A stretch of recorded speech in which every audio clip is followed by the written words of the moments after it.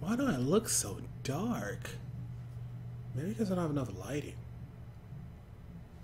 I guess it's not too bad.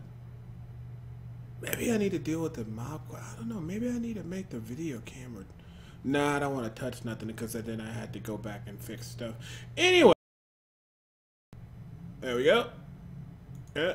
Let me get rid of that. Right. Get rid of that. Make this less distracting as possible. Hello. Welcome, everybody. January 1st, 2015. Happy New Year. Salutations. Now we got that shit out the way. This is the 24-hour Witch Doctor build. Test session 4 completed. I finished this out on the PTR. I was quite happy with it. Things went pretty well for this test session. Just a little bit of knowledge if you guys don't know what a 24-hour Witch Doctor is. Basically where I got this idea, long story short. I played a game called Path of Exile. In that game, they have leveling competitions of who can get to the highest level the quickest and who can hit level 100 first. I played that game, I got myself destroyed. The reason I got myself destroyed is because a lot of those people who play that game, they plan out every single detail meticulously from level 1 all the way up to level 100.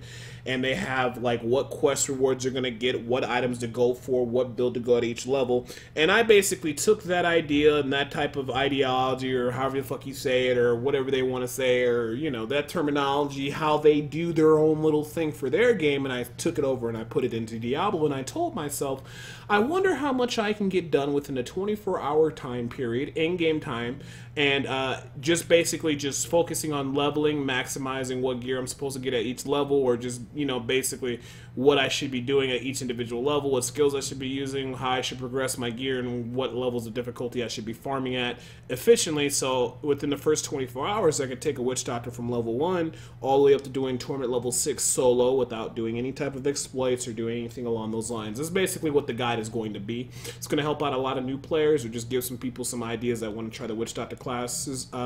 What should they be focusing on, and what builds are good based on what items they did, and how to get themselves to T6 status by the end of the first 24 hours in game as a Witch Doctor. So, with that being said, let's go ahead and just check out the end results of test session 4.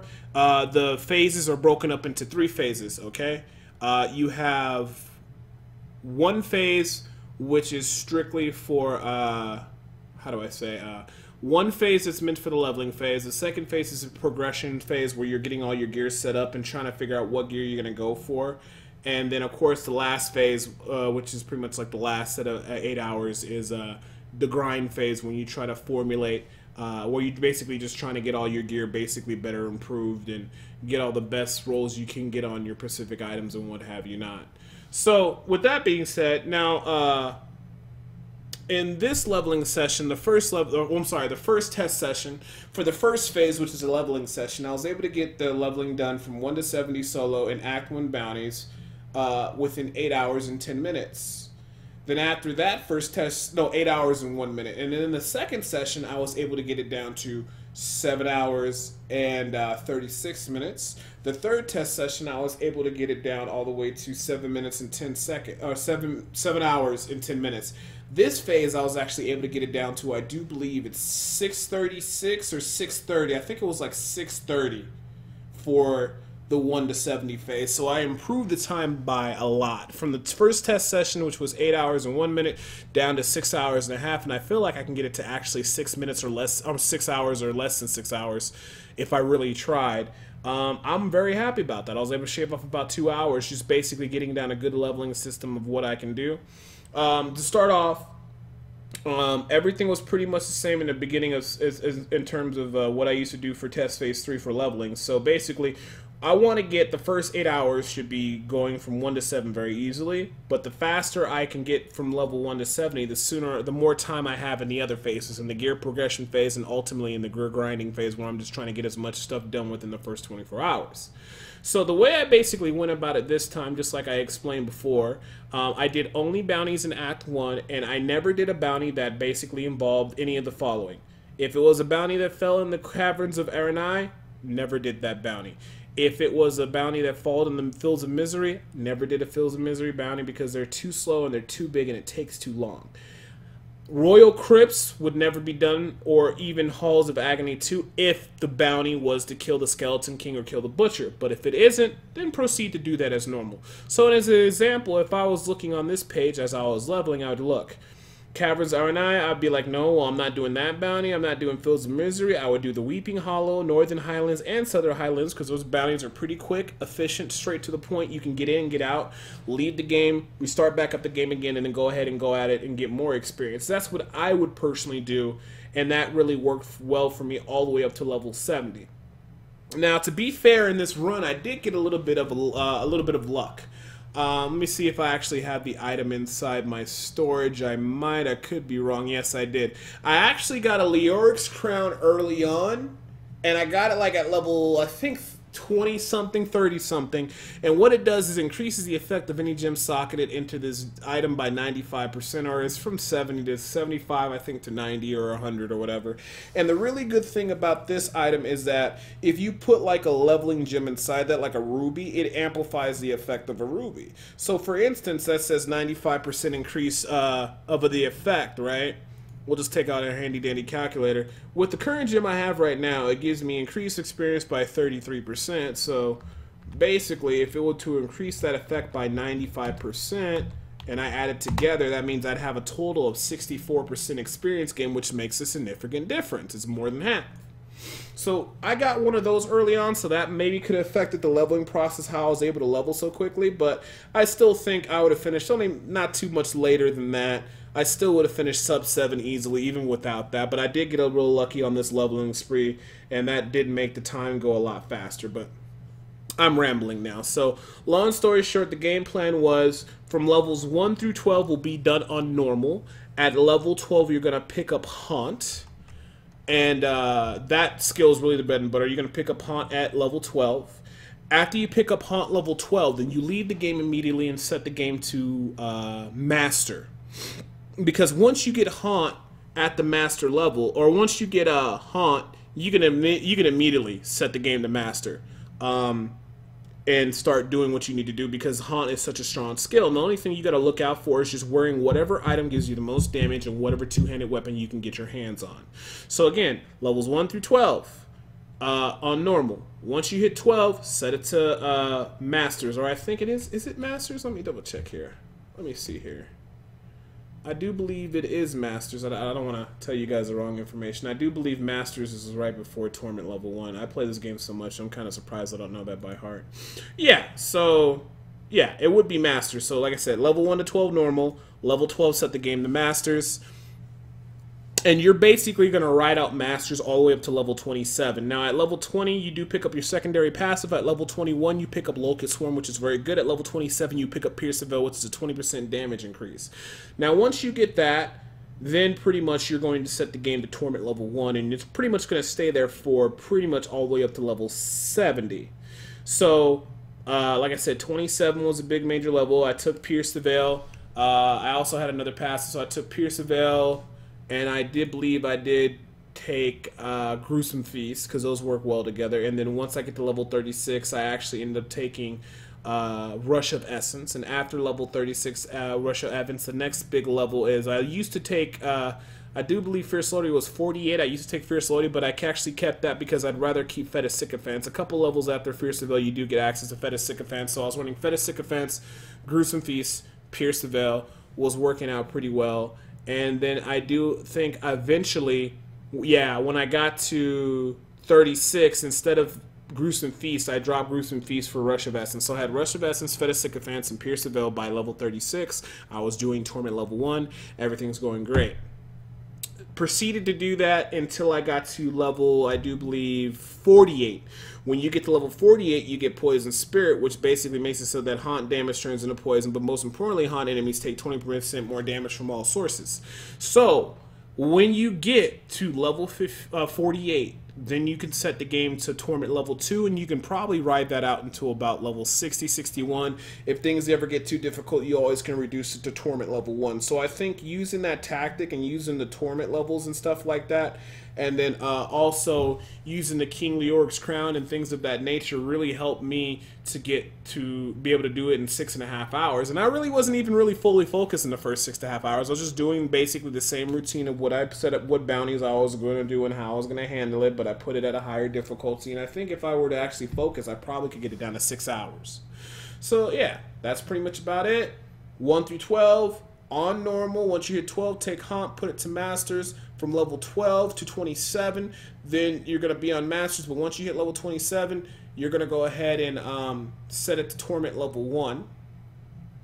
And then from level 27 all the way up to 48, then you're going to set it to Torment level 2. And then you're going to ride that out to about level 60. And then level 60 to 70 is just whatever Torment level you can handle. Like I said, predominantly I was always using the skills left click Haunt, right click Locust Swarm, Spirit Walk, Zombie Dog, Gargantuan, and I was also using I'm trying to think, what was I using? You know what? Yeah, I was doing left click Haunt, right click Locust Swarm, Spirit Walk, Soul Harvest, Gargantuan, and Zombie Dogs. And then basically when I hit level 61, you switch out Soul Harvest for Piranhas, because that's an increased 15% damage, and you really do need that. Those are predominantly the skills that I use. Like I said, for the passes were Pierce the Veil, Fetish Sycophants, and then also my third one was Rush of Essence, and once you hit level 70, then you add on Gruesome Feast, and that actually works out tremendously well. And that phase just went really good. I was able to get to, like I said, level 70 within 6.5 hours. If I were to do that in a group, it probably went a lot faster. If I were to do an exploit, it'd probably go a lot quicker, but we're not really trying to do exploits. We're trying to play the game for what it is. But that gives you an idea of how you can get to level 70 if you're playing by yourself. Maybe you don't have friends to play with at the moment. Maybe you got off work late night, you need to get some work, you need to get in some levels with your Witch Doctor, you want to get it done efficiently. I was pretty happy with that, and it went very quickly. So with that being said, for the first leveling phase, it went very well. Bigger improvement, and I was overall very happy with everything. Let me see here. Now, the second phase is the gear progression phase. The big thing in the second phase is that you want to get your Witch Doctor a Boon of the Hoarder gem. If you guys don't know what a Boon of the Hoarder gem, I can go ahead and show it to you. It's a gem you get from going to the Goblin Realm. And when you go to this Goblin Realm, when you kill the boss, you get the Boon of the Hoarder. And what this does, it gives you a 25% chance of getting gold every time an enemy dies. Which gives you a certain amount of gold every time an enemy dies, and it's really good because you need gold to be able to craft the stuff and do the things that you need to do, re-rolling of certain items, re-rolling of certain stats, because it gets very expensive. So the first thing I did is when I hit level 70 is I set the game to normal difficulty, then proceeded over to Act 3, and then I would go in Act 3, I would go down to the core of the area. Let me go ahead and just reduce this difficulty down because it is on T6 right now, just to show you what I was doing. There we go. Let me see. Master, expert. So I would set the game on normal, and I would just simply come inside the core variant. And it's pretty straightforward to do. I always do this because, like I said, I want the Boon of the Hoarder gem. I want to kill these goblins, and the goblins are usually down here. So we're down this area. Not much to see here. There either is going to be a goblin or there isn't going to be a goblin. I'm just trying to see if there's one down here. There might be. There might be one towards the end. And doesn't look like we got a goblin. So immediately after I see that there is no goblin, next thing I'll do is I'll go to the Cursed Tower. And then I would go to the Cursed Tower level 2. And I look for a goblin on the second floor. Sometimes there might be a goblin on the first floor. Usually there isn't. You usually want to go to the second floor. The second floor has the possibility of having the goblin. But anyway, while we're on our way down there, so the main thing I was doing was, like I said, I wanted to get a Boon of the Hoarder gem because then I'll be able to have that in my items and be able to start collecting gold for future rerolls and stuff, which is very important. But in the first initial gearing phase, I want to get to about 500k DPS and then have about 4 million toughness before I start Torment level 1. Now, you probably could start Torment level 1 or more right away, but I usually like to wait till I get to those numbers because things go a lot smoother and a lot quicker. And when I first get to level 70, I kind of just want to kill monsters real quick to bid up all the crafting materials so I can start crafting my gear or getting ready for rerolls or stock up on things so when I get some nice yellow gear, I can reroll. So with that being said, about 500k DPS, 4 million toughness, I move to Torment level 1. And I usually move to Torment level 3 whenever I get up to about 800k damage or somewhat close to that. That's when I start doing Torment level 3. Now, you can try to go a little bit higher. I just basically, that's what I focused on because I don't want the monsters to be so hard that I'm limping through everything, but I don't want it to be too easy where it's just pretty much two-face roll. You want to go for somewhere in between so that you're obtaining a good amount of drops, you're obtaining a good amount of experience, and you can start moving through the environments and doing what you have to do. But not making the game too easy or too hard. So you can farm at a good, optimal rate to get all your drops and what have you not. So basically, it looks like there's not going to be a goblin here. Usually, sometimes there's a goblin. Well, the goblin has a high % chance of being here, but on this run, he's not. So this will be the second area I would check. Now, if you just want to run Core the Area over and over again, that is also fine as well, too. Because in Core the Area, you can just keep running that over and over and leaving game if you want until you get the goblin. So basically, before I reset my game or leave and re-enter back in to try this again, I usually go to the Queen of Aranai layer because there's one other place where there usually is a goblin. Now I'm going to head this way. Usually on this map, there's always this little staircase, either at the top or the bottom initially when you get into the area. It's either going to be up here, or it's going to be on the bottom, or it's going to be up top. In this situation, it's the top. If we're lucky, there might be a spider there. There it is. And it's ejecting a cocoon right now. So we let the spider inject the cocoon. You see how it's injecting the cocoon, and then we could basically just go ahead and kill the spider. It's going to die, and once we touch this cocoon right here, it's going to go let it open a goblin. Let me see if I can get to it. Hopefully I didn't kill it too quickly. Yeah, cocoon victim. So when you click on that, a goblin will pop out. We kill the goblin. And then if we're lucky, it will build a portal. So those are the 3 areas I check for a goblin. And then all I do is I leave the game and then go back in and do it again. So anyways, we talked about the progression phase in terms of leveling and what we need to do when we first start off. In the second phase, we always get our Bruin of the Hoarder first. Now we get our Bruin of the Hoarder first, and we just basically run Torment level 1 until we're blue into the face for the most part. And what we're trying to do is when we start off with a new character is go to the is basically try to craft some really good rings and a necklace.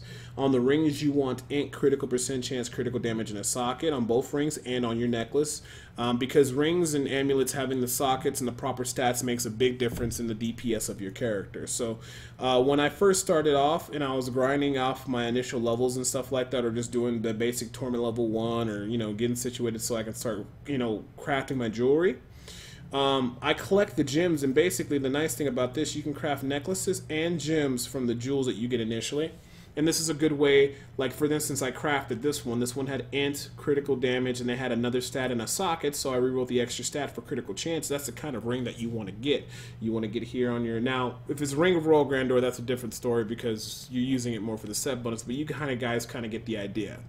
All these I crafted. And you can craft them by going to the jewel crafter here, and as long as you have the gems, like you can just, craft a couple at a time, and he'll output you a certain item, and you can look at it, okay, it didn't roll well, or it did roll well, and then you could take it over to the Enchantress, and she can allow you to re-roll it and all that good stuff.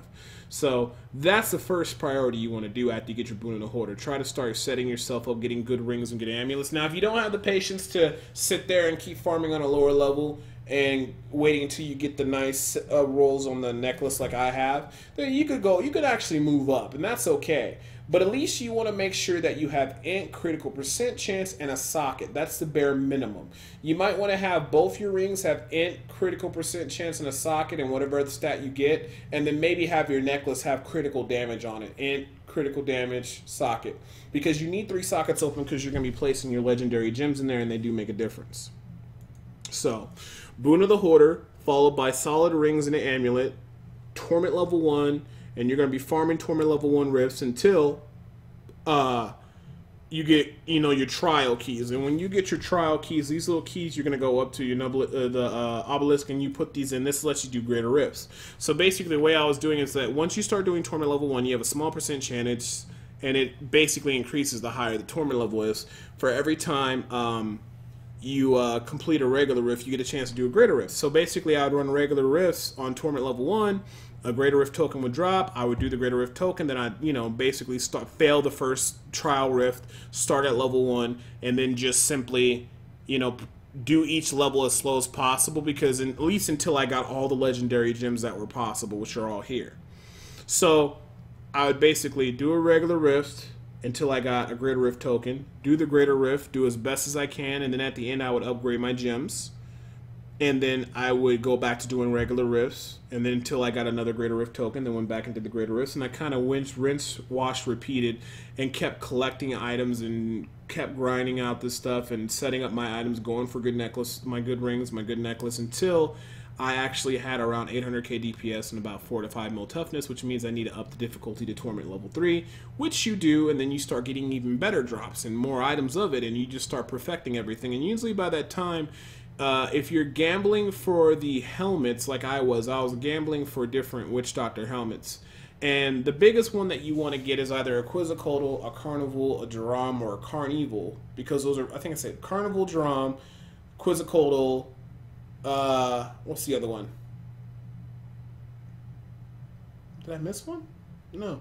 Carnival, Quetzalcoatl, yeah, Duram, Grim Reaper. Okay, that's all 4. You're hoping for one of those helmets, but in this situation, I actually ended up getting a Jade helmet. Now, if you notice, it has the gold border because this is on the PTR 2.1.2. This is a ancient version of the Jade Harvester helmet, which basically has more stats. So by the time I got this, I said, okay, well, I'll just wear the helmet for now, and I'll keep trying to get a better helmet. But what actually started to happen is I started to get more drops for the Jade set, so I said, okay, well, I'll just go ahead and go for the Jade set. But usually the first thing you want to gamble for is a Witch Doctor helmet, because that's going to determine what build you're going for. Because by the time you start getting to Torment level 3, and you're about, you know, into about maybe hour 4, hour 5 after you hit level 70, you'll kind of start seeing what items that are made available to you, and whenever you get a nice specific item, that's what you should go for that build to get yourself started off quickly. So in this situation,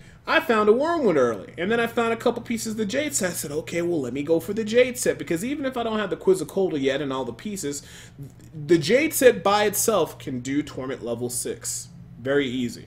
So after I found the Wormwood, I start gambling for the extra pieces that I need when I was running the rifts and doing greater rifts and just proceeding through everything. And eventually I was able to get the whole Jade set. The only thing I had to do was start doing bounties for a couple hours so I can get the Ring of Royal Grandeur. And, you know, I was able to gamble, get my Strong Arm Bracer, and everything worked out pretty well. And then I just basically ran the best gems for Jade set, which is basically, it's just Ephesius Toxin Gem, Bane of the Powerful, and also Bane the Trapped. And then when I would finish off the greater rifts, and I would just kind of upgrade them along the way, and I just kept doing that. And towards the end, and of course the last, you know, phase, which is the last 8 hours, hours 16 to 24, you're just basically grinding out your last set of levels or whatever through the greater rifts at whatever difficulty you can do, so you can get your items upgraded and get the best drops possible. You see, it's 24 hours. I've been talking for about 26 minutes, but as you can see, I ended up at Paragon level 114, level 70 within 24 hours, and I was able to get the full Jade set, excluding the pants, of course. No biggie. You know, I was able to get the Strong Arm Bracers, and I got pretty nice stuff, and I also got a nice Wormwood. So overall, I was pretty happy about everything. Made a lot of good progress in a certain amount of times. Figuring out this whole, like, how to gear up efficiently and get it done in the most smallest amount of time, or just basically make it any time that we're investing into our Witch Doctor very efficient. So again, to recap, like I said, 1 to 70, doing Act 1 bounties. Level 12 is on normal mode. As soon as you hit the level 12, then you set it on master mode. You do master mode to level 27. At 27, you set it to Torment level 1 until 48. 48, you set it to Torment 2 until about level 70, or as high as you can get it. If it gets difficulty, then you just decrease it down to Torment level 1 to level 70. At level 70, you set it to normal. You go after your Boon of the Hoarder and get your Goblin Gem.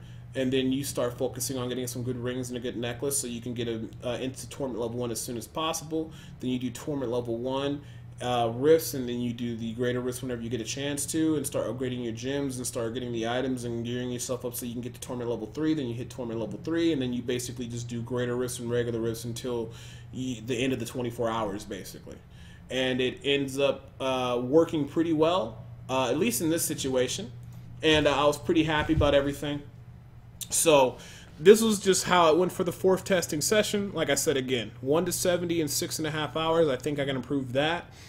We ended up with getting the full-on Jade set by the hour 16, I do believe, which was fantastic. I got the new Wormwood, which is a real high drop rate. It's not hard to get these, so I was pretty happy that I got the Wormwood. Everything else went pretty well, man. So I'm going to start working on the 24-hour Witch Doctor guide. I appreciate you guys having patience with me and checking all these videos, and I'm just keeping you updated on basically what I've been working on. The next video I got coming out will probably be the I'm working on Carnival build on PTR, because they changed some major stuff about Carnival build, and you guys will see that soon. But basically they made some good changes to Carnival where it can do a lot better, and it does a lot more damage now and has a lot more survivability. But I'll get into it on the next video. And then after I do that video, I want to go ahead and start uploading the 24-hour Witch Doctor guide in full detail, make a nice video for you guys so you guys can enjoy that. But as always, I appreciate you guys watching my videos. Happy New Year's. Thank you guys for always contributing me. You guys were really generous during what was it, December, with the donations and people's support and the gifts and the sending and everything like that. And I really do greatly appreciate it, because all that stuff helps and keeps me doing what I'm doing and doing this full time, because I don't mind doing all the legwork for you guys, because I mean I do this full time, so I don't mind testing all the stuff for you guys. But anyways, Happy New Year. Look forward to doing another year of Diablo with you guys, and just always make sure you guys like, share, and subscribe to the videos, and all that social media garbage is all in the description. But as always, I'm Debo, and I'm out.